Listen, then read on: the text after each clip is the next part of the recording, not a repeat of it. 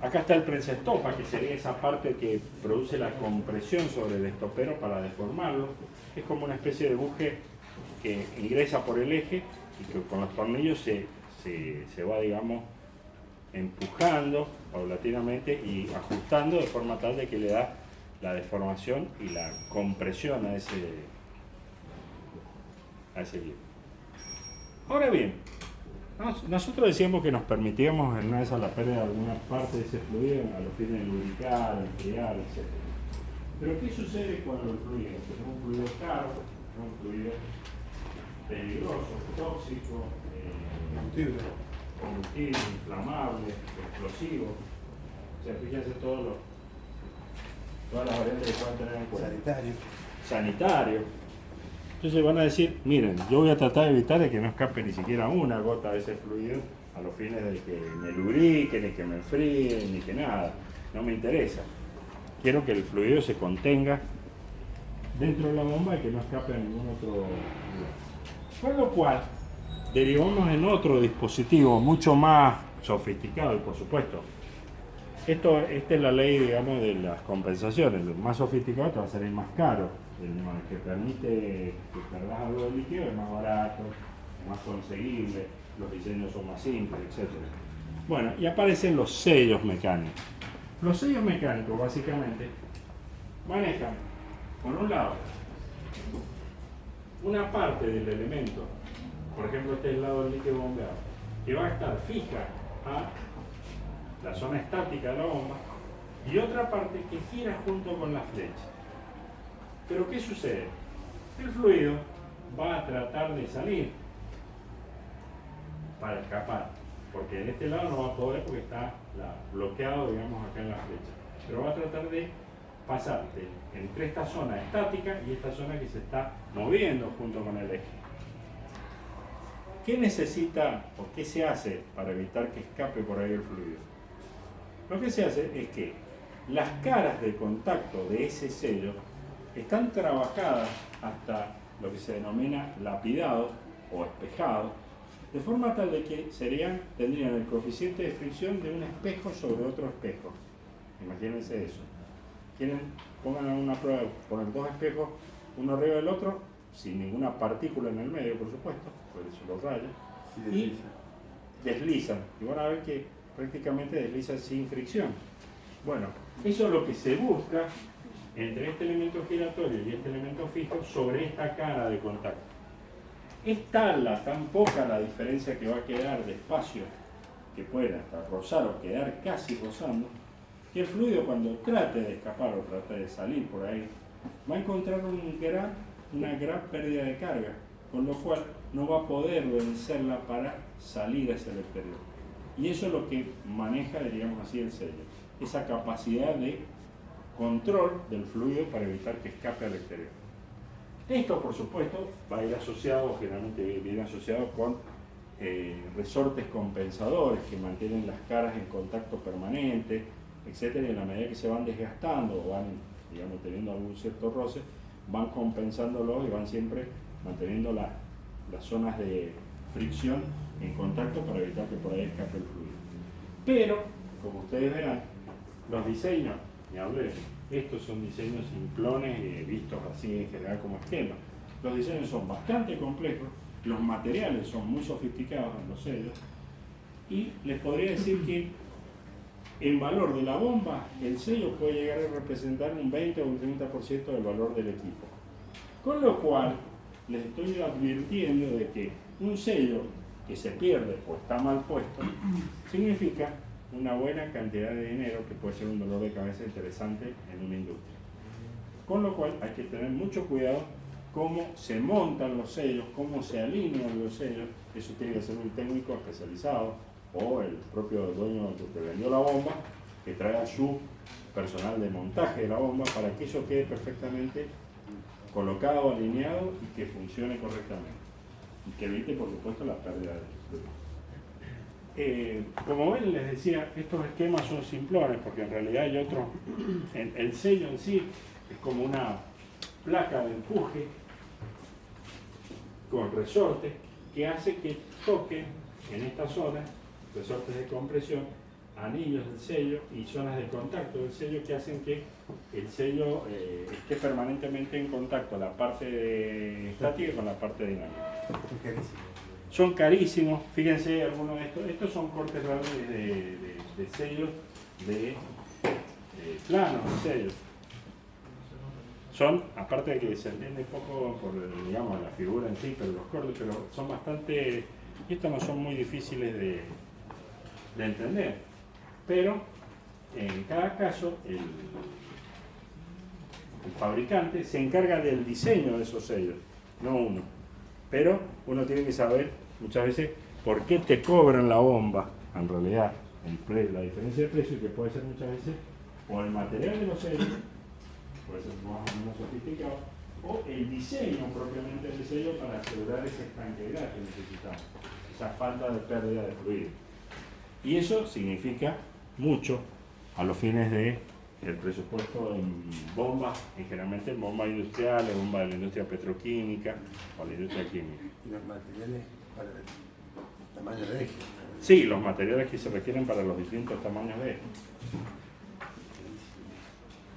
Ahora bien, las bombas generalmente tienen curvas características. Habíamos visto cuáles eran las curvas características de una bomba de desplazamiento positivo y las bombas centrífugas tienen otras curvas características que ahora vamos a empezar a estudiar.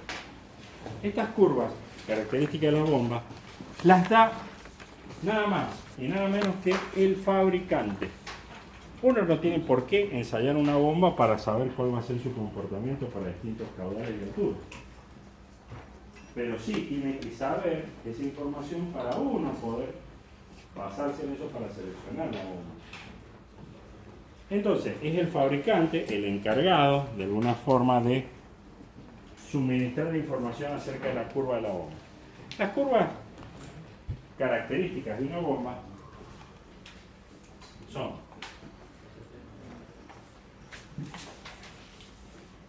la curva caudal altura, la curva caudal potencia, la curva caudal rendimiento y la curva caudal versus NPSH requerido. 4 curvas. Esas son las 4 curvas características que suministra de alguna forma el fabricante con sus ensayos. Ensayados con agua a velocidad constante. Esa es otra cuestión. ¿A qué RPM ensayaron esas bombas para esa prestación que están entregando? Entonces, fíjense, velocidades constantes. Líquido de ensayo, agua. Cualquier cosa que se diferencie de agua, ya vamos a ver cómo se maneja. Y estas son las bombas, las características. Caudal altura, caudal potencia, caudal rendimiento y AMPA requerido, o Net Positive Instruction Head. Acá tiene una de las curvas características que tienen generalmente esta forma curvas de a menores caudales, mayores alturas, y a la medida que aumenta el caudal va disminuyendo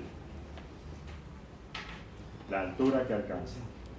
Era lo que hablábamos de tirar con el balde desde el piso el agua. Si queremos llegar más alto, va a llegar seguramente menos agua. Si queremos más caudal, vamos a tener que reducir la altura. Esta curva, rendimiento versus caudal. Esta es otra curva de potencia, potencia al freno, brake horsepower, potencia al freno. Es un ensayo que hace el fabricante para obtener la curva de potencia al freno y la de AMPA, que sería AMPA requerida. Profe, Sí. una pregunta, ¿hay alguna relación entre las curvas? Por ejemplo, el máximo, la parte de rendimiento caudal, el máximo coincide con algún punto de la otra curva o no? Puede, no puede. Pueden o no, depende mucho de la característica del impulsor. ¿Y qué estoy cambiando? Lo que sí podemos decir es que, por ejemplo, referido al tema de los rendimientos, hay un rendimiento hidráulico, hay rendimientos volumétricos y hay un rendimiento total relacionado con el producto de los rendimientos hidráulicos, volumétricos y mecánicos. Generalmente el que te da el fabricante, el que figura, es el rendimiento hidráulico que tiene, es el ensayo que hace.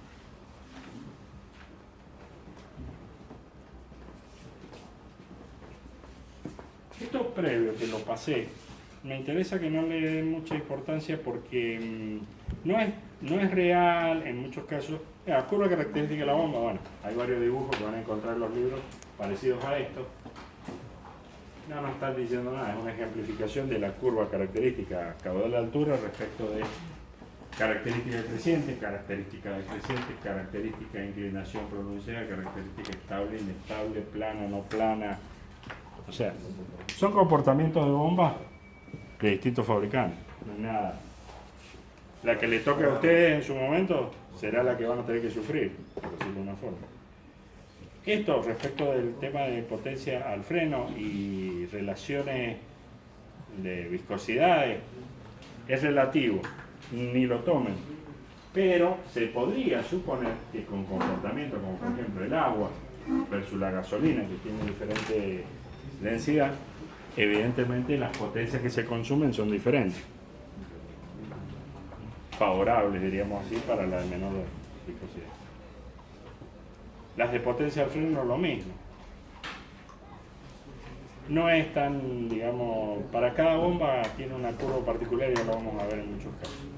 Sí, se puede cumplir que si usted quiere alcanzar la misma altura con un líquido de diferente densidad, la misma altura con un líquido de diferente densidad, va a tener en la medida de presión, por ejemplo, distintas medidas en función de que si el líquido tiene menos densidad, produce menos altura o presión, digamos así, en la salida. Lo mismo con el tema de la presión. Si quieren mantener la misma presión en la salida de la bomba, con diferentes fluidos, se alcanzan diferentes alturas. ¿Sí? Eso sí es fácilmente...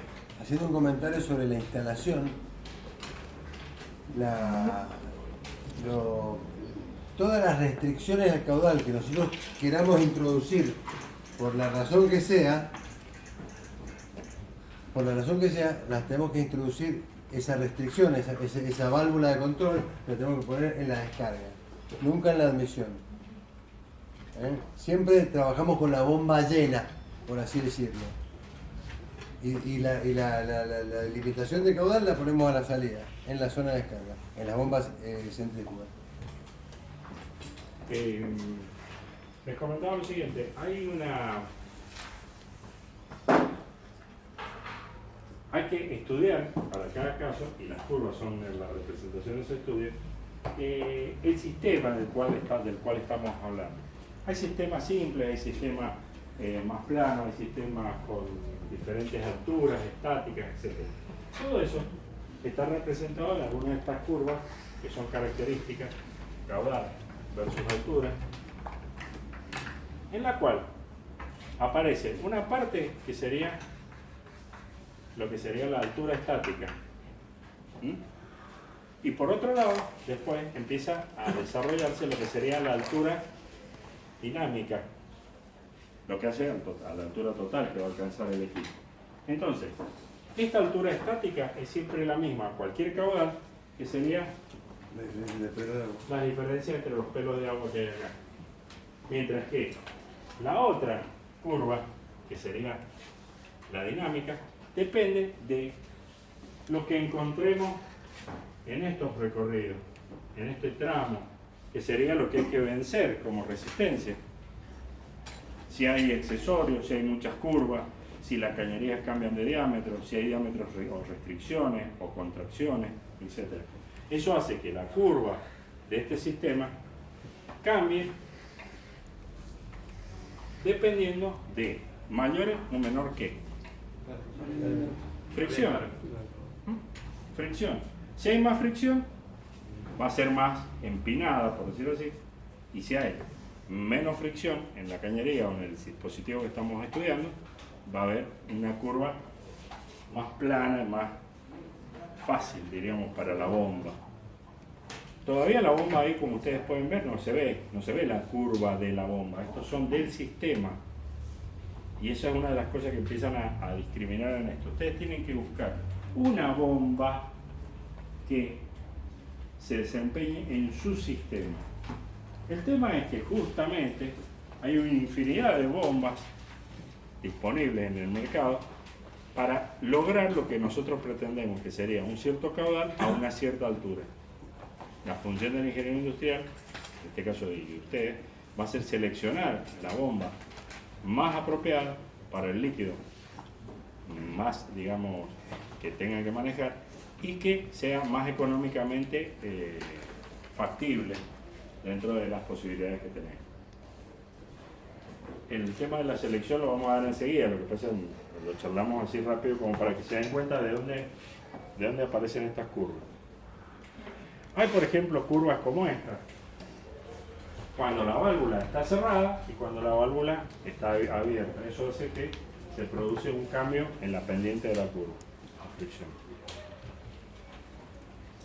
Hay bombas que reciben el fluido desde... Siempre hay que ubicarse en el center line de la bomba o en el eje de la bomba. Y en función de eso, y al filo de agua, se ve, por ejemplo, que está la altura estática de succión, la altura estática de descarga y la altura total puesta en juego. Que sería entre los dos pesos. Fíjense en esto. En este caso, la altura de succión está por debajo del eje central, con lo cual hace más difícil para la bomba comenzar el proceso de bombeo, porque tiene que tener fluido en toda esta cañería, tiene que llegar hasta que llega acá al ojo del impulsor. Mientras que en este otro caso, directamente por la diferencia de altura, el fluido puede alcanzar fácilmente el ojo del impulsor. Eso también les habla de cómo ustedes deben diseñar, si es que se les ocurre o tienen la necesidad de diseñar una instalación, cómo debería ser la instalación puesta en juego para diseñarla, por culpa de estas restricciones. Piensen un poco, ¿por qué creen que esto es parte de un poco de lo que se tiene que ver? Me va a ayudar un poco Alfredo, que los tanques de combustible están subterráneos. Por ejemplo, en una estación de servicio están ahí. ¿Por qué no los ponen ahí en la superficie? Ahí a la vista, digamos. Puede ser peligroso. Puede ser peligroso. ¿Qué más? ¿Ah? Son muy volátiles. El fluido es muy volátil, sí. ¿Y la bomba? ¿Dónde está ubicada? Porque ustedes no la ven la bomba, ustedes van y dicen, che, dame 100 pesos de nafta. Y le agarran la manguera, colocan la manguera, apretan el coso y sale la nafta. También está abajo. Ah, la bomba también está abajo. ¿Y por qué? Es que hay cosas que hay que preguntarse. Uno anda en la vida, rueda. Por el AMPA, El tema del AMPA es un problema. Ya lo vamos a estudiar. Ustedes ven que, por ejemplo, para un cierto fluido, el colocar la bomba sumergida sería como haber hecho este tipo de instalación en la cual el líquido fácilmente accede a la bomba y por lo tanto le permite llegar con facilidad y ser bombeado. Es mucho más difícil para el combustible de nafta llegar a este tipo de situación. ¿Por qué? Porque acá generalmente se vaporiza y ustedes no necesitan bombear vapores, necesitan bombear líquido, combustible líquido, nafta. Entonces se complica en eso. Otro punto. Perdón, el ¿sí? tema del. Eso es lo que tienen que ver. Cuando el líquido es volátil, ¿cierto? Si ponen la bomba arriba de lo que tienen que bombear, probablemente se corre el riesgo que se le tiene la cañería de vapores y la bomba centrífuga no, o sea, bombea fluidos como líquidos o vapor. ¿Qué bombea? Líquidos, fluidos líquidos. Si hay fluido vapor, no bombea. Aparte, Y no después van a aspiran ver, ni perdón, producen vacío. Después van a ver que genera un problema, que ya lo vamos a ver, que va a salir viendo ahorita. Chicos, ahí en la página de Facebook de la cátedra justamente pusimos hoy el tema este de la instalación de una bomba centrífuga. Pueden mirarlo ahí. Hay animación. ¿Cómo acceden a eso? Esa es mi primera pregunta, porque no sé cómo acceder ¿Qué? al Facebook ese de la cátedra. Equipo de instalaciones industriales. Pero tiene que ser para un grupo cerrado. Sí. ¿Y cómo saben ellos? Porque tienen que meterse y yo les abro la puerta. Ah, vos le das un link. Si quieren. Si quiere. Eso tiene que decirle, si quiere. Sí, se me da la Se gana. comprueban que son buenos No, estudiantes. tratamos de poner ahí en esa página, tratamos de poner material de estudio que complementa lo que se dice en clase, o a veces inclusive le sirve para estudiar ahí. Pero, Bueno, eso también, así como un poco de anécdota, les da la idea de que, por ejemplo, cuando ustedes dicen, vieron esas épocas pretéritas de nuestra historia donde no había combustible y había falta de combustible. Hace ayer, ¿no? Pero bueno, ¿qué pasa? Vieron que por ahí el propio, digamos, personal de la estación de servicio le dice, no, mire, ya no hay más combustible, no lo podemos bombear, no podemos venderlo, váyase a buscar a otro lado. ¿Qué está pasando? Si vos medís realmente lo que hay en el tanque todavía hay combustible seguramente. Y la bomba todavía debe estar sumergida, pero debe estar muy cerca del límite de inmersión que tiene, de forma tal que si en una de esas está a vos bombeando y justamente pues, baja mucho de nivel, va a empezar a fallar. Entonces, para evitar eso, ellos se aseguran no vendiéndote en una de esas los últimos 3.000 o 4.000 litros que quedan en el fondo del tanque. Con eso se aseguran de que la bomba está sumergida en el combustible, no van a entrar vapor en su cuerpo y después, cuando llegue la carga del camión que le va a entregar el recupero, inmediatamente tienen el líquido disponible y empiezan a vender. Si no, tendrían que hacer un proceso de purgar la bomba, cebarla, llenar la cañería, o sea, todo un problema. Bueno, acá tienen, y este sería, por decir así, el punto inicial de la cuestión, una curva del sistema junto con una curva de la bomba, con lo cual, si ustedes analizan los dos, caudal de altura, dirían que ambas son, esas gráficas, ambas son ecuaciones, digamos, de tipo cuadrática, por decirle, que tienen un solo punto donde coinciden. Ese punto es el punto donde tiene la posibilidad o punto de operación de la bomba en ese sistema. Es el único punto que va a cumplir la posibilidad de que esa bomba funcione en ese sistema. Y nos va a decir, estando en ese punto, qué caudal va a entregar y a qué altura va a alcanzar. ¿Y con qué rendimiento? Con qué rendimiento, etcétera, que todos lo leemos ahí. Pero, ¿se entiende? Entonces, es independiente, diríamos así. La curva de la bomba, por un lado, que viene hecha del fabricante. Su sistema tiene su curva, por lo tanto ustedes deben saber cómo calcular esa curva del sistema. Y en esa curva del sistema, junto con la curva de la bomba, va a haber un único punto donde va a estar trabajando esa bomba. Sí. Permíteme. Chicos, esto que está describiendo el ingeniero es lo que van a encontrar en la literatura de bomba centrífuga.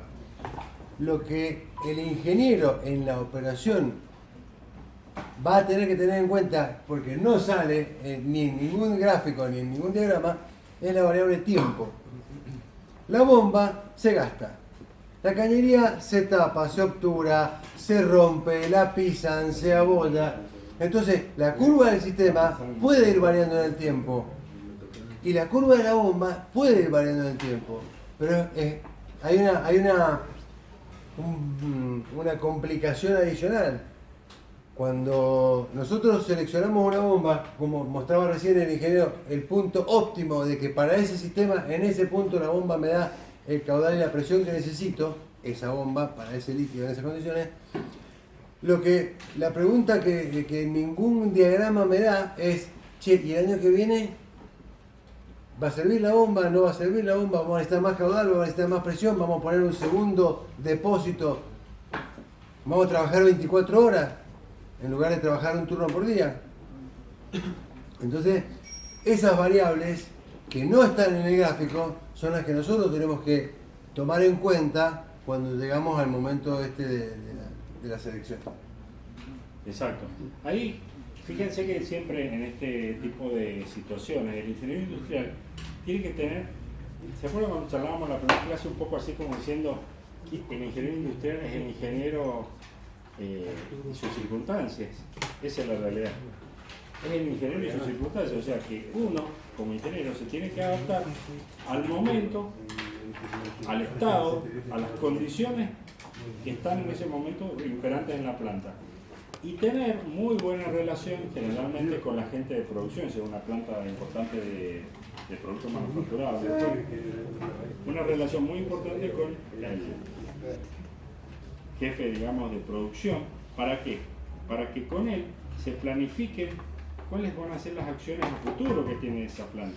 Si el tipo está previendo, porque está, aparte él, relacionado con los de venta, y los de venta le están diciendo, mirá, como viene este producto, el año que viene vamos a tener que duplicar la producción porque lo estamos vendiendo fantástico. La venta siempre dicen eso. Bueno, los de venta te dicen eso. Siempre. El jefe de producción a su vez mide sus capacidades de producción y dice, che, mirá, yo necesitaría otra línea paralela a esta que ya estamos trabajando, que está casi en el límite, para poder atender la demanda del año que viene, empezar a producir, ponerla en marcha, ajustarle y todo, para que ya el año que viene esté produciendo por lo menos y nos ayude con esta otra línea que ya está casi en el límite. Con lo cual vamos a requerir más servicios de fluido, agua, bombeo, etcétera, lo cual lleva a que el ingeniero, que es el que se encarga de la selección y todo eso, tenga que fijarse con ellos cuáles van a ser esas necesidades para hacer la selección correcta.